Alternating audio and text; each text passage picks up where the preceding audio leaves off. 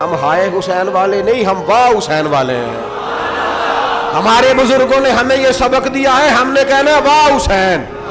क्या कमाल कर दी इमाम अली मकाम ने, वाह हुसैन आपकी अजमत पे कुर्बान। इतने सारे दुखों के बावजूद जब शानों वाले नाना का शानों वाला पोता, अजमतों वाली माँ का अजमतों वाला बेटा, जुर्रतमंद बाप का बेटा मैदान में निकलने लगा है तो डरा डरा सहमा सहमा रो के दिलासे दे के आंसू पूछ के नहीं, बल्कि इमाम हुसैन ने डट के खड़े होके वो इमामा सर पे बांधा जो मोहम्मद अरबी ने अता फरमाया था, वो जुब्बा पहना जो नाना ने दिया था, वो तलवार पकड़ी जो शेरे खुदा मौला अली पकड़ते थे।